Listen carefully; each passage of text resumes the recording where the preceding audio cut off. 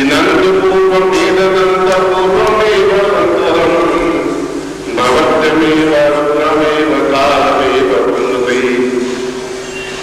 का ये प्रवचन अत्यंत उच्च कोटि के विद्वान रावण संहिता से इस श्लोक के साथ, जिसमें ये बताया गया है कि भगवान शिव अपने आप में संपूर्ण ऐश्वर्य के स्वामी बनकर जीवन की पूर्णता देते हुए और सत्व से देवत्व की ओर ले जाकर हमारे जीवन में वह सब कुछ प्रदान करे जो हमारे जीवन की अभिलाषाएं हैं, इच्छाएं हैं, आकांक्षाएं हैं। और मैं ऐसा ही आशीर्वाद आपको प्रदान करता हूं।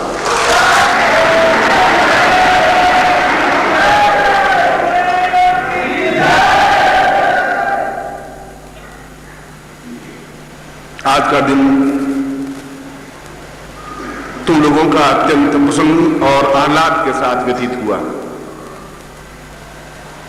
वह आपके चेहरे से, आपकी भावनाओं से, आपकी नृत्य मुद्राओं से स्पष्ट होता है। यदि साधना अपने आप में साधना है तो नृत्य भी अपने आप में साधना है। और नृत्य के लिए लोग 20-20 साल तक रियाज करते हैं, तब नृत्य उनके पैरों में चंचल गतिशील होता है। काव्य भी अपने आप में साधना है और वाद्य यंत्र या भजन या जो कुछ भी आपके सामने प्रस्तुत है वह सब साधना के ही अंग है। नृत्य वही नृत्य कर सकता है जो अपने आप में पशुत्व से ऊपर उठ सकता है। भैंस नृत्य नहीं कर सकती, बैल भी नृत्य नहीं कर सकता, गधा भी नृत्य नहीं कर सकता, केवल और मनुष्य भी नृत्य नहीं कर सकता। यदि मनुष्य से ऊपर उठने की क्रिया उसमें आती है तो नृत्य कर सकता है। और जब आदमी नृत्यशील हो जाता है, जब आदमी गतिशील हो जाता है, तो जो कुछ पृथ्वी पर दुख और दारिद्र्य, कष्ट और पीड़ा, विनाश और तकलीफ होती है वो अपने आप उसके जीवन से समाप्त हो जाती है। क्योंकि नृत्य में उसके दोनों पैर जमीन से ऊपर उठ जाते हैं। और जब दोनों पैर जमीन से उठ जाते हैं तो जमीन के गुरुत्वाकर्षण से हम मुक्त हो जाते हैं। जमीन से हमारा कोई संबंध रहता ही नहीं, चाहे वो एक क्षण के 1000वें हिस्से के लिए क्यों न हो। और जिस क्षण हम जमीन से ऊपर उठ जाते हैं उस क्षण हम देवत्व को प्राप्त कर लेते हैं। न्यूनता यह है कि हम उस देवत्व को एक क्षण के लिए प्राप्त कर पाते हैं, मजबूरी से फिर जमीन पर पांव रखने पड़ते हैं। क्या कोई ऐसी क्रिया नहीं है, क्या कोई ऐसी युक्ति नहीं है कि जिसके माध्यम से हम इस पशुत्व से पूर्ण रूप से देवत्व की ओर अग्रसर हो जाए, हमारे कंठ में सरस्वती विराजमान हो जाए, हम एक झरने को देख करके संगीत हमारे मुंह से निकले, काव्य निकले, कविता निकले, हम उस झरने के नृत्य को देखते रहे, हमारे हृदय में एक प्रेम का सरोवर लहराता हुआ रहे, हमारी आंखों में करुणा रहे, एक दया रहे और हम हजारों लाखों लोगों का कल्याण कर सके। क्या ऐसा नहीं हो सकता? क्या ऐसा जिंदगी में होगा ही नहीं कि हम पशु ही रहेंगे? क्या इतने धर्मशास्त्र, इतने साधनाएं, इतने साधना ग्रंथ ये सब व्यर्थ हैं? और यदि पशुत्व के रूप में मरना है तो फिर यहाँ हॉल में आकर बैठना आपका बेकार है, फिर मेरे सामने आकर बैठना ही बेकार है, फिर मुझसे दीक्षा लेना व्यर्थ है। मगर पशुत्व से ऊपर तो आपको उठना है, मुझे तो उठना नहीं। मूल तो आप हैं। यदि आप मन में यह धारणा करेंगे ही नहीं तो हम देवत्व को अग्रसर कैसे हो पाएंगे? दो ही तरीके हैं, या तो आप अपने प्रयत्नों से ऊपर उठें या फिर कोई मजबूरी रही ही जाएगी तो गुरु अपनी शक्तिपात के माध्यम से आपको उस पशुत्व से ऊपर उठा के देवत्व की ओर अग्रसर कर दे। दो तो क्रियाएं हैं, दो तरकीबें हैं। और ये दोनों ही तरकीबें नहीं है तो आपका जीवन और अगले 5000 जीवन भी व्यर्थ है। क्योंकि ये बात कहने वाला, ये बात समझाने वाला शायद आपके पिता के जीवन में कोई नहीं होगा, उन पिताजी को समझ में नहीं आई होगी, आपके दादाजी के जीवन में नहीं रही होगी, नहीं बात आई होगी। मगर यह जरूरी नहीं है कि उनके जीवन में यदि नृत्य नहीं रहा तो आपके जीवन में नृत्य नहीं हो। यदि उनके जीवन में देवत्व नहीं आया तो आपके जीवन में देवत्व नहीं आया, ऐसा जरूरी नहीं है। और देवता लोग भी मनुष्य जीवन में आकर के ही पूर्ण आनंद का उपयोग करते हैं। देवता बनकर के आनंद का उपयोग नहीं कर पाते, उनको जन्म लेना पड़ता है।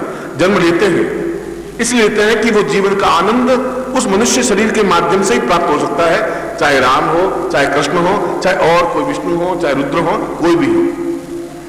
भगवान शंकर स्वयं उस शंकराचार्य के रूप में अवतरित हुए और पूरे जीवन का आनंद लिया। कृष्ण ने लिया, राम ने लिया, और सैकड़ों देवताओं ने अपने अपने रूप में मनुष्य शरीर में जन्म लेकर के उन जीवन के आयामों को प्राप्त किया जो जीवन की पूर्णता है। और इतना बड़ा सौभाग्य है कि आप मनुष्य जीवन में हैं। यदि आप ऐसा मानते हैं कि आप मनुष्य जीवन में हैं तो गलत है, क्योंकि मनुष्य तो कहते हैं मनसः वै मनुष्य है। जो मन पर अपने आप में आनंद युक्त मुद्रा में उछल सके वो मनुष्य है। रोटियों की चिंता करने वाला मनुष्य नहीं हो सकता। सैकड़ों ऐसे जिनको रोटी नहीं मिल रही वो आनंद मग्न घूम रहे हैं। कोई भोजन करने से जीवन में पूर्णता नहीं आ पाती। वो सुस्वादु भोजन से और पास में 5 लाख रुपए होने से तुम्हारे जीवन में आनंद नहीं आ सकता। तुम रोगों का एक घर बन करके और जिंदगी को मृत्यु के द्वार पर धकेल दोगे। तो फिर क्या मोह है तुम्हें उसमें? क्या प्राप्त हो जाएगा उसमें और क्या नहीं है तुम्हारे पास? इतना ही डिफरेंस है कि आज तुम्हारे पास 50,000 रुपए, कल 2 लाख रुपए हो जाएंगे। इससे ज्यादा क्या प्राप्त हो जाएगा तुम्हारे? पर क्या इस छोटी सी चीज में उतने बड़े आनंद से तुम वंचित नहीं रह जाओगे? उतनी बड़ी पूंजी तुम्हारी नहीं बर्बाद हो जाएगी? उसको कौन एहसास करेगा? यदि आप प्रयास भी नहीं करेंगे तो प्राप्त भी नहीं हो सकता। त्याग नहीं है तो प्राप्त हो ही नहीं सकता। खाली घड़े में कुछ चीज आ सकती है, भरे हुए घड़े में और कुछ आ ही नहीं सकता। जब तुम त्याग करोगे तो बहुत कुछ प्राप्त हो जाएगा। यह एक मनुष्य बनने की क्रिया है। और मनुष्य की भी, जब आप मनुष्य बनेंगे, मना वही, मन का मतलब है चंचल, गतिशील, झींकने वाला नहीं, रोने वाला नहीं हरदम। और तुम बार बार रोगे भी तो क्या प्राप्त हो जाएगा? होगा ही नहीं, कुछ नहीं हो सकता, संभव नहीं है। तुम रोज दुख, मैं दरिद्री हूं, मैं दरिद्री हूं, मैं दरिद्री हूं, और आप प्रयत्न करते रहिए। 40 साल से प्रयत्न कर रहे हैं, नहीं हो सकता तुम्हारे हाथ में। तुम्हारे हाथ में वो बागडोर नहीं है जिसके माध्यम से तुम संपन्न बन सको, ऐश्वर्यवान बन सको, अद्वितीय बन सको। और अद्वितीय नहीं बनो तो तुम्हारा जीवन व्यर्थ है। फिर ऐसा जीवन तो यहां जितने उज्जैन में बैठे सब जीवन जी रहे, उसमें कौन सी बहादुरी है?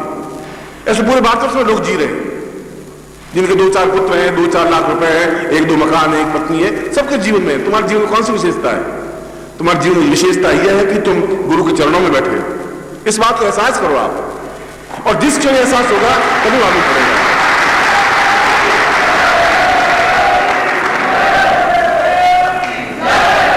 तुम्हारी आंखों से तुम जो, तुम्हारे पास आंखें हैं, इन आंखों में कोई ताकत नहीं है, कोई रोशनी नहीं है, कोई क्षमता नहीं है। और मैं दमखम के साथ कह सकता हूं कि नहीं है, मुझे आपकी चापलूसी करनी नहीं है, हाथ जोड़ना नहीं है, मुझे आपसे गिड़गिड़ाना भी नहीं है, मुझे आपसे कुछ चाहिए भी नहीं। मगर मैं एक गुरु हूं तुम्हारा, तो दमखम के साथ कहूंगा कि तुम में ये गलती है, इस गलती को तुम सुधार सकते हो और देवत्व को प्राप्त कर सकते हो।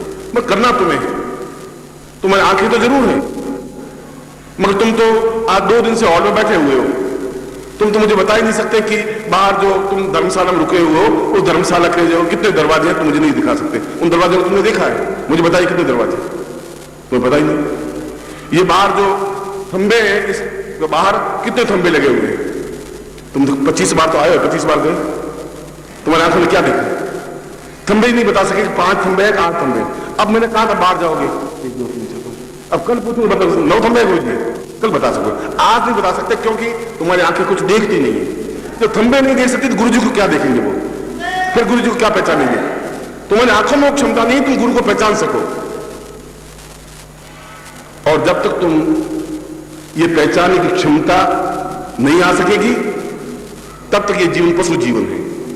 मैं ऐसा नहीं कह रहा हूं कि आप मुझे पहचाने, मगर यदि आप नहीं पहचानेंगे तो मुझे तुम्हें समझाना पड़ेगा, इस बात को बार बार कहना पड़ेगा, बार बार तुम्हारे हृदय पर चोट पहुंचानी पड़ेगी, बार बार तुम्हारे हृदय को समझाना पड़ेगा। और ऐसी स्थिति पहली बार नहीं आई है। जब आनंद ने भगवान बुद्ध को कहा कि मैं तो आपको जब देखता हूं तो बड़ा आश्चर्य होता है कि आप में क्या विशेषता है, कुछ समझ में नहीं आ रहा विशेषता क्या है। आप तो ऐसे ही दिख रहे जैसे मैं हूं, 2 हाथ 2 पांव, और मैं तो फिर भी जो चीख सकता हूं, आप तो चीख ही नहीं पा रहे। और आनंद ने कहा कि मेरे पास तो फिर भी 5-7 हजार रुपए हैं, आपके पास तो वो भी नहीं है। उसने कहा आनंद ये सब कुछ तो है, मगर मेरे चेहरे पर एक तेज है, ओज है, वो तुम्हारे चेहरे पर नहीं है। और मेरे एक संकेत से हजारों लोग नृत्य करने लग जाते हैं, तुम्हारे संकेत से नृत्य नहीं कर सकते। ये गुण मुझ में है, वो तुम में नहीं है, इसलिए मैं गुरु हूं, इसलिए तुम शिष्य हो।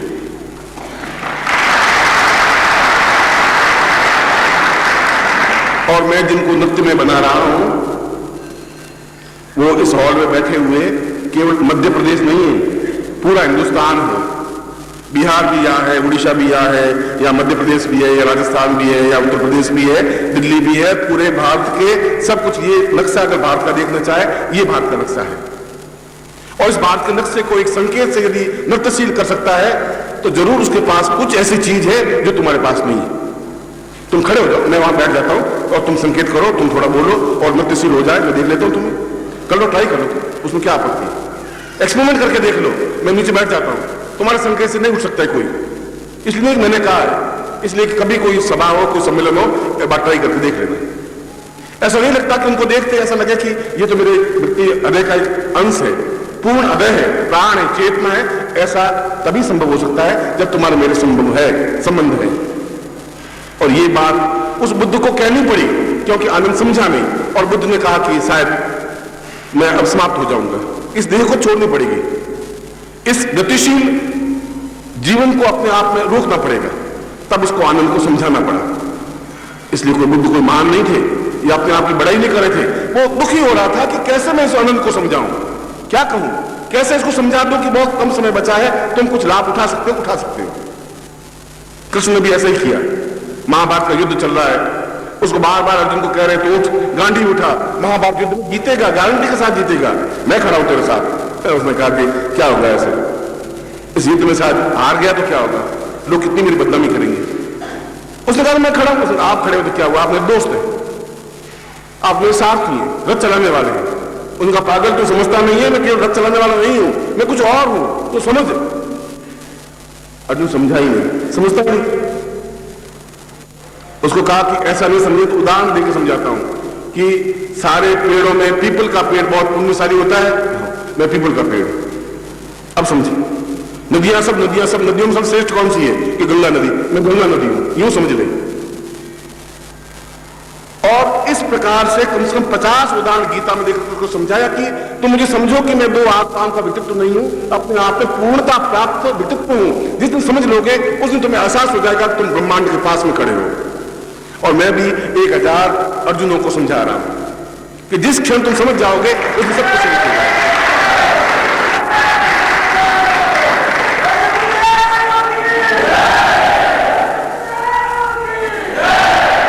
उस कृष्ण के बाद एक अर्जुन था, एक ही अर्जुन को समझाने के लिए पूरे 18 अध्याय लिखने पड़े, धर्म क्षेत्र, कुरुक्षेत्र, मौमिका।